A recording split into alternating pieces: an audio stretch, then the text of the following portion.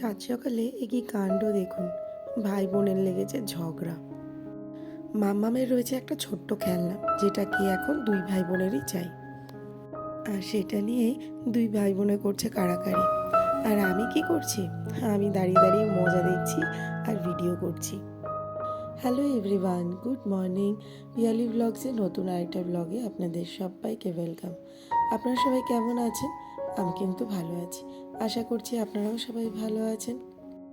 সকাল সকাল দুই ভাই বোনের একটা ছোট্ট খেলনা নিয়ে এমন কাড়াকাড়ি লেগেছে যে আর কি বলবো। আর আমার না মাঝে মাঝে এরকম খুনসুটি দেখতে দুই ভাই বোনের মধ্যে খুব ভালো লাগে। কিন্তু এখন কি আর ওদের খুনসুটি দেখলে চলবে বলুন? তাই আমি চলে এসেছিলাম সোজা রান্নাঘরে এসে ওদের দুজনের জন্য ব্রেকফাস্টটা রেডি করে ফেললাম। আজ শুক্রবার, আর আজ মামামের স্কুল সন্তুর অফিস দুটোই রয়েছে, তাই সাত সকালবেলা কাজগুলো সারা হয়নি জানেন। এই ওদের ঝগড়াঝাটি দেখতে গিয়ে আমার এদিকে কাজের হয়ে গেছে সমস্ত কিছু লেট। কাল রাতে শীতের পোশাকগুলো সমস্ত কিছু ধুয়ে দিয়েছিলাম, কারণ ব্যাঙ্গালোরে তো এখন আর সেরকম ঠান্ডা নেই। আর পাপানের কম্বলটা ছিল, সেটাও ধুয়ে দিয়েছি। চলুন মাম্মামকে স্কুলে পাঠিয়ে দিই, তারপরে আমার রান্নাটা বসিয়ে দেবো। আজ আবার ঘরে অনেক কাজ রয়েছে। রান্নার মধ্যে করছি আজকে আলু ভর্তা, ডাল, কুমড়ো সেদ্ধ আর ভাত। আজকে রান্না সেরকম কোনো ঝামেলা করব না, কারণ ঘরে আমার একটু পরিষ্কার করার রয়েছে। তোমার হাত কোথায়? হাত হাত হাত কোথায়? Very good. তোমার পা কোথায়? Very is your leg? Very good. তোমার তোমার তোমার টিথ কোথায়? টিথ? হুম। তোমার টাং কোথায়? টাং? টাং কোথায়? টাং? টাংটা দেখিয়ে দাও। তোমার জিভ কোথায়? হুম। তোমার চোখ কোথায় বাবা? তোমার চোখ? তোমার আই কোথায়? চোখ। হ্যাঁ। তোমার তোমার নোজ কোথায়? নাক কোথায় তোমার? তোমার নাকটা দেখাও। ঠিক করো, বুঝতে পারবে না তো কেউ।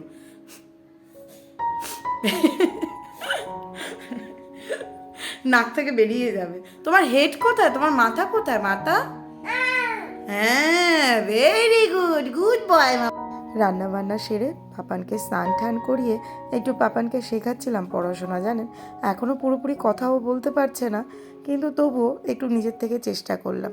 আর তারপরে মাম্মামকে নিচে আনতে চলে গেছিলাম, কারণ এখন ঘড়িতে 1টা বাজে, দেখুন কত বেলা হয়ে গেছে। দেখেছেন, কাজ সারতে সারতে কত যে বেলা হয়ে যায় বোঝাই যায় না। শুধু রান্নাটুকুই করলাম সন্তুর অফিস যাওয়ার পর, আর পাপানকে স্নান করালাম, এই করতে গিয়ে বেলা 1টা বেজে গেল। এখন মাম্মামকে স্কুল থেকে নিয়ে এলাম। স্কুল থেকে নিয়ে আসিনি, নিচে গাড়ি এসে দিয়ে গেছে, নিচ থেকেই নিয়ে এসেছি। আর এদিকে দেখুন, উল্টো দিকে ভদ্রমহিলার সাথে আমার বেশ ভালোই বন্ধুত্ব আছে, তো ওনার সাথে একটু কথা বলছিলাম। উনি বলছিলেন উনি পাপানকে একটু ওপরে নিয়ে যাবে। তো উনি আর পাপান চলে গেল ওপরে, আর আমি মাম্মামকে বুঝিয়ে ঘরে রাখলাম, কারণ নালেও স্কুল ড্রেস পরেই ওপরে চলে যেত। এই বাচ্চা সামলাতে সামলাতেই জানেন তো কতটা দেরি হয়ে যায়। দেখুন আমি কত কি করব ভাবলাম, জানি না এবার কত কিছু করতে পারবো। সকাল থেকে আমার এখনও বিছানাটাও গোছানো হয়নি। না, ওই ঘরের বিছানাটা আমার হয়ে গেছে, আরেকটা ঘরের বিছানা পড়েছিল। তো ভাবলাম এখনই গুছিয়ে ফেলি, কারণ আর তো বেশি সময় নেই, তার মধ্যেই আমাকে অনেক কাজ সারতে লাগবে।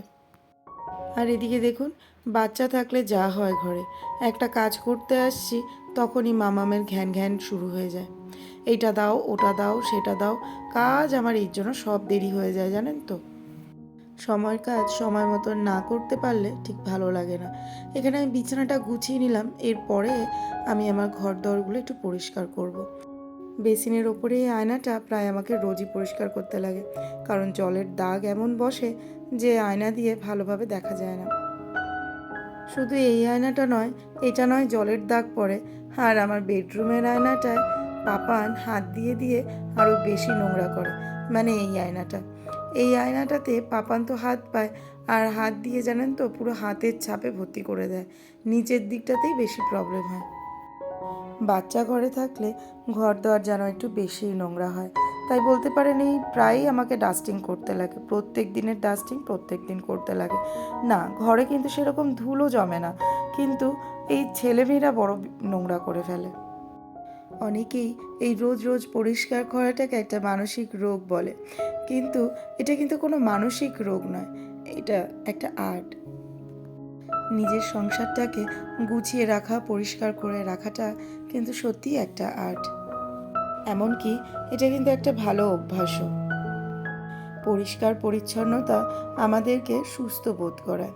এদিকে দেখুন, আমি এখানে পরিষ্কার করছি আর আমার এই ছোট্ট পাপান আমাকে সমানে বিরক্ত করছে।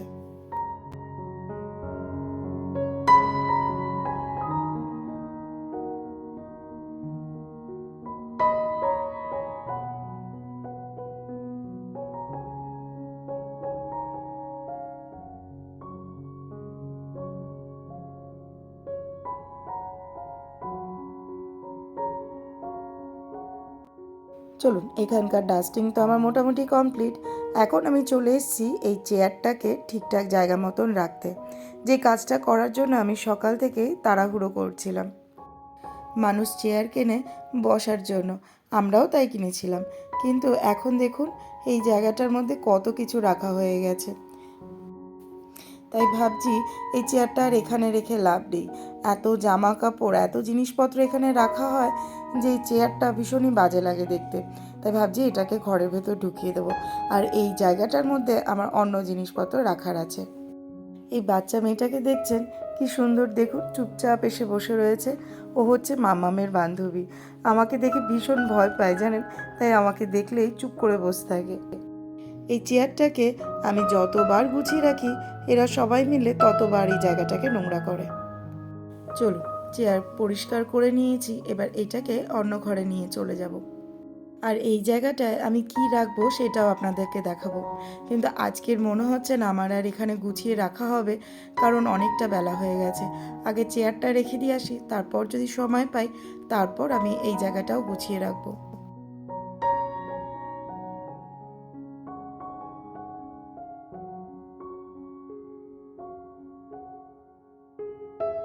এই দেখুন, এইখানে আমি চেয়ারটা রেখেছি, একদম ঠিক জায়গা মতন রেখেছি না? এইবার আমি জিনিসপত্রগুলো গুছিয়ে রাখবো। এই চেয়ারটা গুছিয়ে নেব, তারপর রাখবো হচ্ছে লন্ড্রি ব্যাগ দুটো। আমি কলকাতা থেকে দুটো লন্ড্রি ব্যাগ নিয়ে এসেছিলাম, জামা কাপড় মানে এই আধোয়া জামা কাপড় রাখার জন্য, আর আরেকটা লন্ড্রি ব্যাগ এনেছিলাম মামাম আর পাপানের খেলনা রাখার জন্য। এখন ওই লন্ড্রি ব্যাগ দুটোতে আবর্জনায় ভর্তি হয়ে গেছে। ওর বাবা ছোটোখাটো জিনিস যা পায় সব ওদের খেলতে দেয়, আর ওরা খেলে সেগুলোকে ওই লন্ড্রি ব্যাগের মধ্যে রেখে দেয়। চলুন, চেয়ারটা কথা বলতে বলতে গুছিয়ে নিলাম, আর এইখানে ভাবছি এই টেডি বিয়ারটারও বসার কোনো জায়গা পাচ্ছিলাম না, ওকে কোথায় বসাবো তাই ভেবে পাচ্ছিলাম না। তাই ভাবলাম চেয়ারটার মধ্যেই বসিয়ে দিই। কি ভালো জায়গা না ওকে বসানোর জন্য? চল, আমার চেয়ার কিন্তু রেডি। আর এইদিকে দেখুন, আমি যে যে দুটো লন্ড্রি ব্যাগ আনার কথা ভাবছিলাম, ওই যে আমার ছেলে মেয়ে এনে রেখে দিয়েছে, কিন্তু আজকের এগুলো গোছানো হলো না, অনেকটা টাইম পেরিয়ে গেছে। লেখো, কত লেখা আছে? এদিকে 14 হ্যাঁ, তো 14-এর আগে কি হবে? দাঁড়াও কাউন্ট করি। স্নান টান করে খাওয়া দাওয়া সেরে এবার মাম্মামকে একটু পড়তে বসিয়েছি, কারণ সন্ধ্যাবেলা করে হলে না বেশিক্ষণ পড়তে চায় না। তাই এই দুপুরবেলায় পড়তে বসিয়ে দিলাম, আলাম পড়ে নে, বিকালবেলায় পারলে একটু খেলতে নিয়ে যাব। আর পাপান জেগে থাকলে মাম্মামকে ঠিক করে পড়তে দেয় না। এখন পাপান ঘুমিয়ে পড়েছে, তাই ভাবলাম এটাই ভালো সময়। চলুন তাহলে আজকের ব্লগটা আমি এখানেই শেষ করছি। সবাই ভালো থাকবেন, সুস্থ থাকবেন, আর আমি চলে আসবো নতুন আরেকটা ব্লগ নিয়ে। ভিডিওটা ভালো লাগলে অবশ্যই একটা লাইক করবেন।